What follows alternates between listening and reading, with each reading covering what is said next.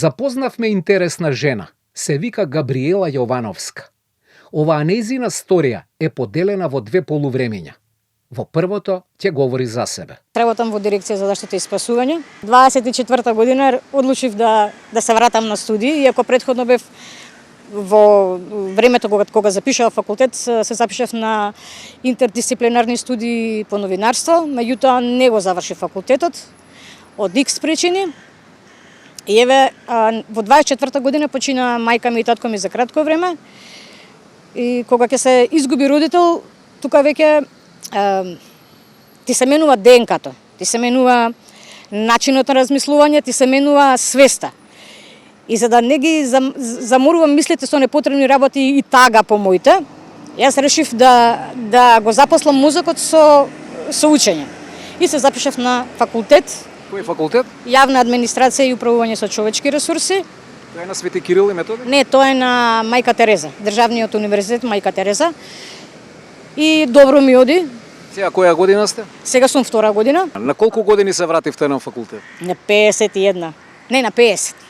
Значи се може, кога си има љубов се може и да се седне, да се згрее столица и да се положи испит. Може, се може, особено заради жилбата на мајка ми, која цело време ни викаше: "Многу ми е криво вие што не завршивте факултет со сестрата и срам да ви е, еве сега сигурно ме гледа и сигурно е многу радосна."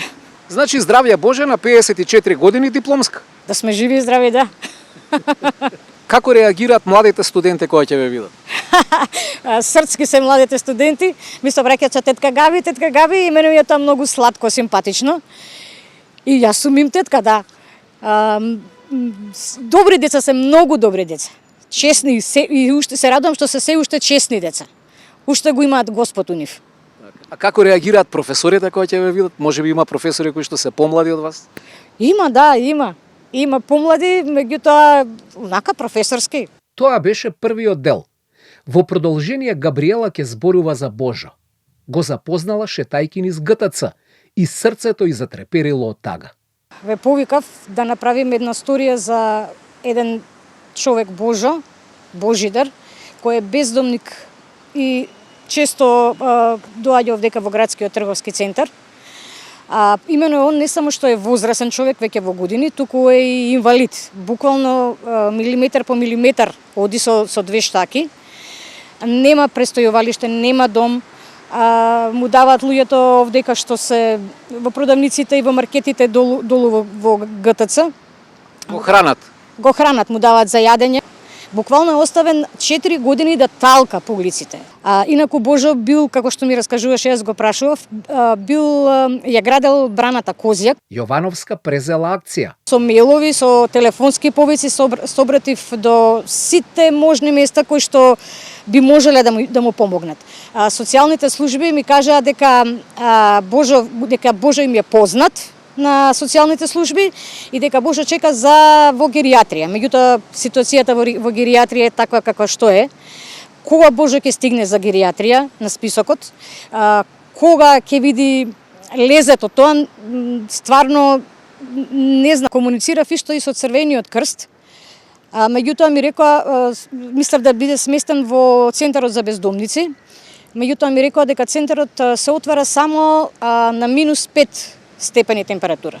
Меѓутоа еве јас прашувам, што ако е -4 и на -4 е ладно? А прима ли социјална помош? Социјална помош, тој ми рекоа и во социјалните служби.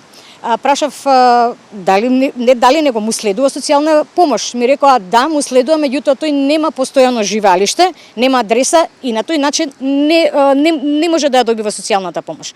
Божо има околу 70 години и тој беше договорен да учествува во Прилогов, но најверојатно од здравствени причини не се појави.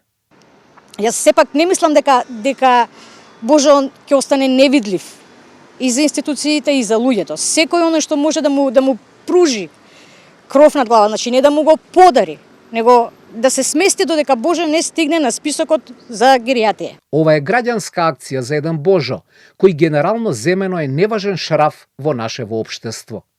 Од човечки аспект, тој заслужува живот, па кој може, нека помогне.